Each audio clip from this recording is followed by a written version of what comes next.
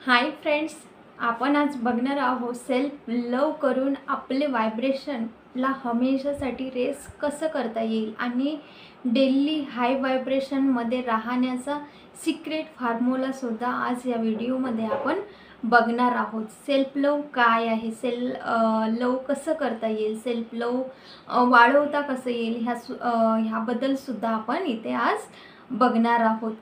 तर self लवचं mental state काय आहे, सेल्फ लवने मेंटल स्टेट आणि तुमचं जे काही मॅनिफेस्टेशन आहे ते कसं पूर्ण होतात हे सुद्धा इथे बघणार आहोत। सेल्फ लवची डेफिनेशन काय आहे, सेल्फ लवची एनर्जी, सेल्फ लवचं व्हायब्रेशन, आपल्या व्हायब्रेशनवर प्रेम करणे आणि सेल्फ लवचं व्हायब्रेशन जर वाढलं तर आपलं मॅनिफेस्टेशनसुद्धा पूर्ण होत असतात। जेव्हा कोणत्याही व्यक्तीवर असो किंवा कुठल्याही गोष्टीवर जेव्हा आपण एखाद्या गोष्टीवर प्रेम करत असतो तर त्याची काळजी आपण खूप प्रमाणामध्ये घेत असतो, तर त्यालाच आपण त्याविषयी जास्तीत जास्त काळजी घेत असतो, केअर घेत असतो।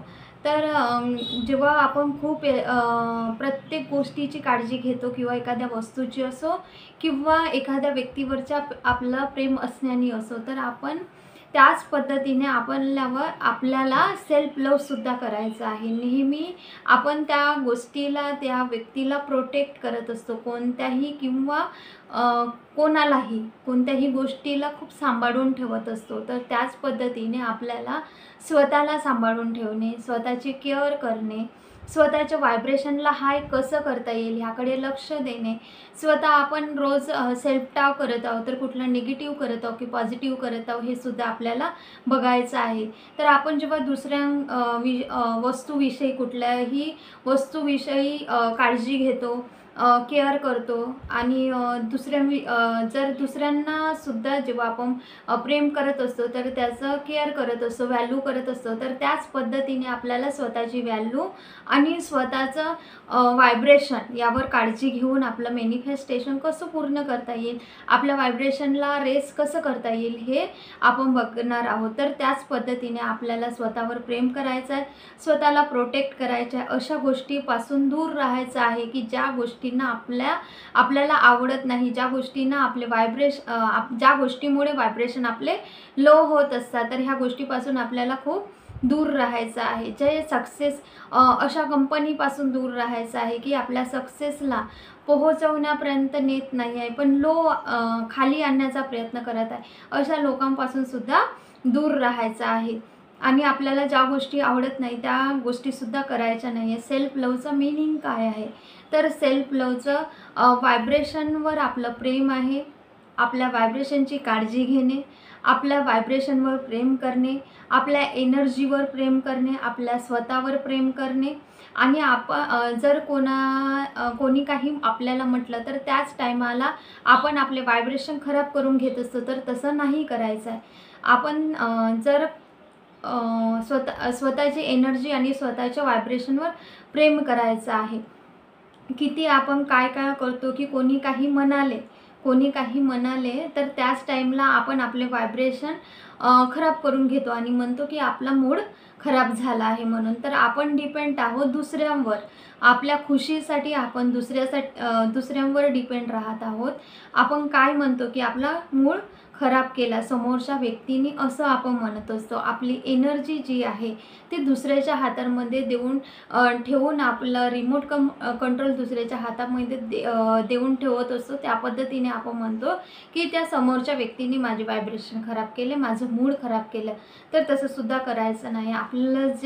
आपली जी व्हायब्रेशन आहे इतकं अनइम्पॉर्टंट आहे का, तर नाही, आपले व्हायब्रेशन इम्पॉर्टंट आहे। कोणी काही म्हणाले आणि आपण डिस्टर्ब झालो तर तसं करायचं नाही। सरळ आपण काय करत आहोत की आपल्या लाईफची, आपल्या खुशीची, हॅपीनेसची आणि आपल्या पूर्ण लाईफची आपल्या स्वतःचा आपल्या स्वतःच्या लाईफचा रिमोट कंट्रोल दुसऱ्याच्या हातामध्ये देत आहोत। तर आपली मेंटल स्टेट जे आहे, आपलं मेंटल स्टेट आणि आपली हॅपीनेस ला जसं चार्ज करतो, तर ते स्वतः नाही करत आहोत, तर दुसऱ्याच्या हातामध्ये देऊन ठेवलो आहोत की तुम्ही मला चार्ज करा, की तुम्ही मला छान म्हणणार तर मी हॅपी होणार आणि तेव्हा मी चार्ज होणार. तर तसं व्हायचं नाही आहे.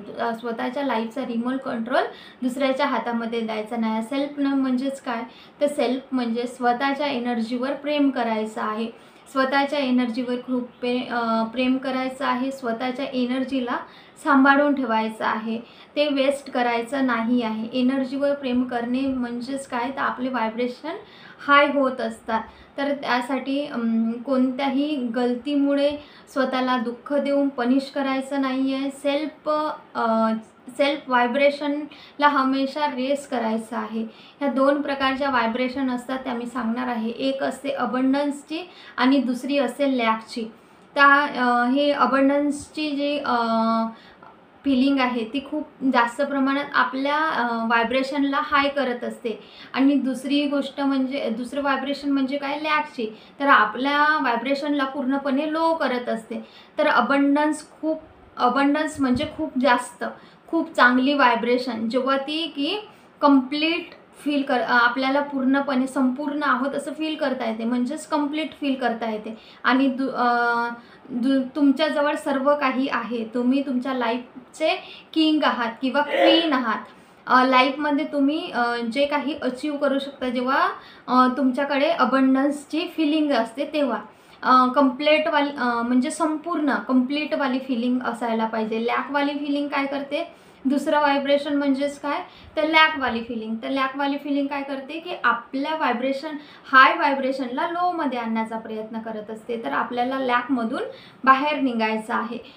जेव्हा तुम्ही लॅकवाली फिलिंगमध्ये असता, महसूस करता हे नाही आहे माझ्याकडे, ती गोष्ट नाही आहे, ते रिलेशनशिप हील नाही आहे, किंवा ती व्यक्ती मला इम्पॉर्टन्स देत नाही, मला व्हॅल्यू करत नाही, किंवा माझ्याकडे घर नाही आहे, किंवा मोबाईल नाही आहे, असं म्हणून जे आहे तुमच्याकडे ते अबंडन्समध्ये आहे याची फिलिंग तुम्ही न ठेवता, जी तुमच्याकडे एक छोटीशी वस्तू नसली, जॉब नसला, तर त्याचंच गाणं गात असता की हे नाही आहे, ते नाही आहे. जेव्हा तुम्ही लॅकवाली फिलिंग फील करता तेव्हा व्हायब्रेशन हे युनिवर्समध्ये जातात आणि तशाच गोष्टी तुमच्याकडे अट्रॅक्ट होत असतात. तर हे झाले लो व्हायब्रेशनसाठी, जेव्हा आपण लॅक फील करतो. आणि हाय फ्रिक्वेन्सीमध्ये कधी जातो, हाय व्हायब्रेशनमध्ये कधी जातो, तर जेव्हा आपल्यामध्ये अबंडन्स असते. आपण म्हणत असतो I am abundance of everything, म्हणजेच माझ्याकडे सर्व काही आहे, मी अबंडन्स आहे, मी संपूर्णपणे अबंडन्स माझ्याकडे आहे, माझ्याकडे मी भरपूर आहे, मी स्वतःमध्येच भरपूर आहे, असं जेव्हा म्हणतात